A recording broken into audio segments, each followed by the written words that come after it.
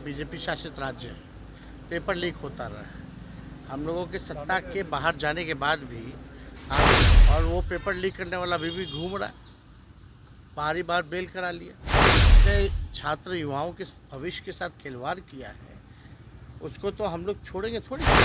लगातार पुल गिर रहा है, आज भी सिवान में लगातार पुल गिर रहा है, लगातार ट्रेन हादसा हो रहा है।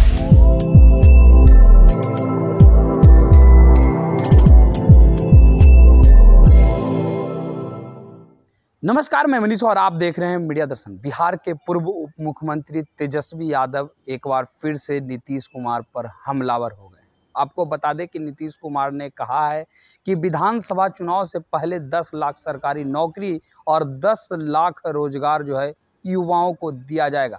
इसके बाद तेजस्वी यादव ने कहा है कि पहले बीपीएससी टीआरई 3 का जो परीक्षा होना था और उसमें पेपर लीक हो गए, उस पर कार्रवाई तो हुई ही नहीं। हमारी सरकार थी तो कितने अच्छे तरीके से युवाओं को नौकरियां दी जा रही थी, लेकिन अब तो पेपर लीक का मामला सामने आ जा रहा है और जो वर्तमान सरकार है वो कार्रवाई भी नहीं कर रही है। सुनिए तेजस्वी यादव और कुछ कह रहे हैं। जिस तरीके से नीट में जो पेपर लीक हुआ उसके बाद अभी तो देखना पड़ेगा उसके अंदर क्या है ना। लेकिन आप देखिएगा, लगातार जहाँ भी बीजेपी शासित राज्य है, पेपर लीक होता रहा है। हम लोगों के सत्ता के बाहर जाने के बाद भी आप देखिएगा, जो शिक्षा विभाग से शिक्षकों की जो तीसरा जो चरणबद्ध जो निकलना था उसको रद्द किया गया क्योंकि पेपर लीक हो गया। और वो पेपर लीक करने वाला अभी भी घूम रहा है। बारी बार बेल करा लिया। किंग पिंग वही लोग हैं, नाम इस वाले में भी उन्हीं लोगों का आ रहा है, लेकिन कोई कार्रवाई नहीं हो रही। एक इनका सबसे अहम जो मुखिया है, संजीव मुखिया करके है।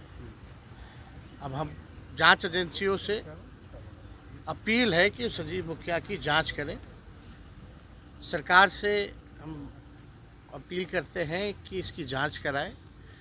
जो संजीव मुखिया, नीतीश मिश्रा, ये नीतीश कुमार और जो एक और जो पकड़े गए हैं अमित आनंद, इन लोगों का हेड वही बताया जाता है जो हम लोगों ने पता किया। अब जांच कराया जाए, नहीं तो हमारे पास सारा तस्वीर वगैरह कौन कौन नेताओं के साथ क्या क्या है उस संजीव मुखिया का, वो हमको बताना पड़ेगा, दिखाना पड़ेगा, सार्वजनिक करना पड़ेगा।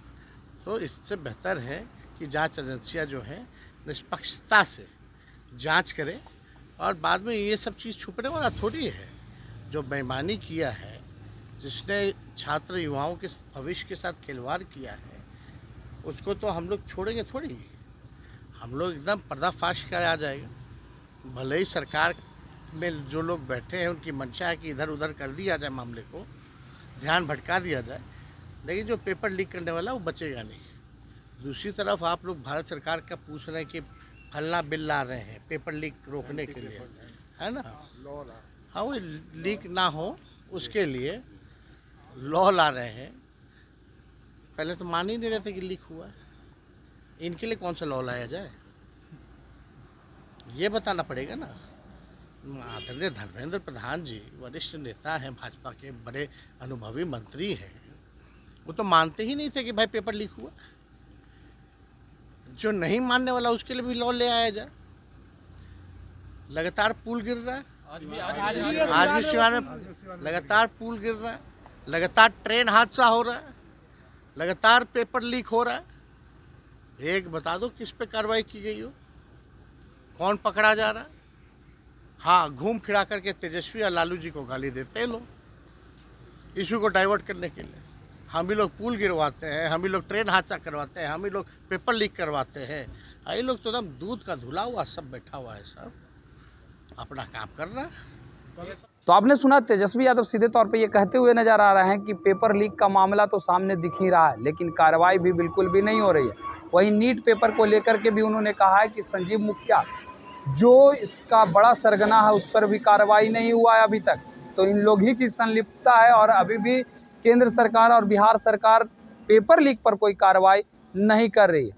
कानून ला रहे हैं, लेकिन जो लोग कहते हैं कि पेपर लीक हुआ नहीं है उन पर क्या कार्रवाई होगी। साथ ही साथ आरक्षण को लेकर के भी उन्होंने कहा कि आरक्षण 65% जो है वो बिहार में दिया जाना था, लेकिन हाई कोर्ट ने उसे रोक लगा दिया है और अब किनको आरक्षण का लाभ मिलेगा। सड़क से सदन तक उतरेंगे। 15 अगस्त के बाद देखेंगे कि युवाओं के हक के लिए क्या कुछ करते हैं हम। फिलहाल इस खबर में इतना ही। देखते रहें मीडिया दर्शन। धन्यवाद।